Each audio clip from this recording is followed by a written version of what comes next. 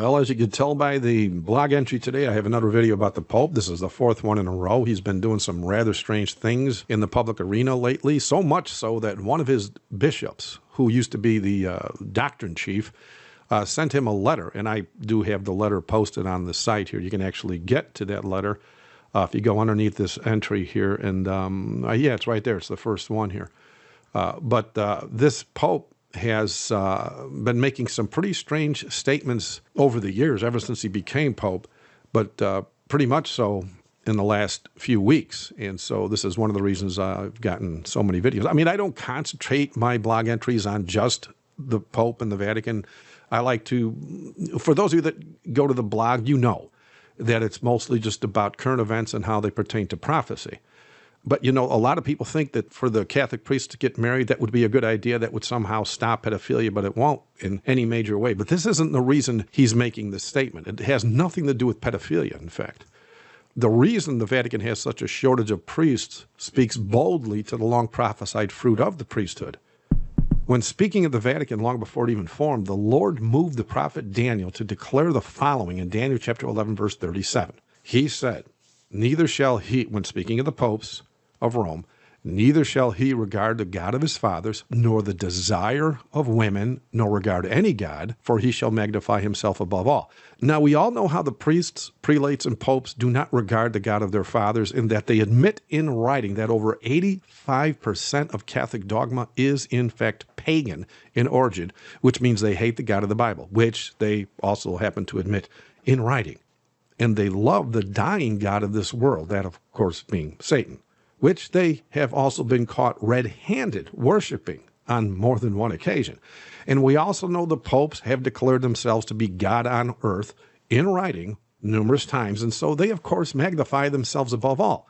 This means Daniel's prophetic voice is absolute as expected, but the prophet also states that the popes, the prelates, and the priests will be homosexual by declaring they won't have the desire of women in that long prophesied passage. And as we all know by the countless molestation scandals, the fact that if you use the backtracking method of research regarding how typhoid started, as they did when they found Typhoid Mary, you know, you just backtrack it to see where the disease started. Well, you find that Roman Catholic priests were dying of AIDS 11 times greater than anyone else in the world. And this was back before the AIDS cocktail was invented so as to slow the death rate, which means that this disease actually began in the Vatican.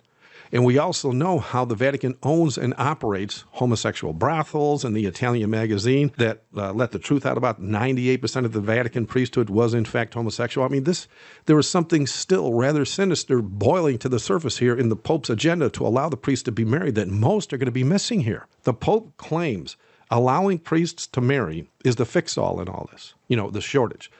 But what most miss is the fact that the homosexual community is the smallest minority known to man, and this is why they have such a shortage. And it's especially the smallest minority when it comes to the USA, where they sport a whopping 3.4% of our population here. But the problem is a lot of the people in Congress are in bed with Rome, and Rome is based on homosexuality. And so they're going to push that agenda, regardless of how small the minority is.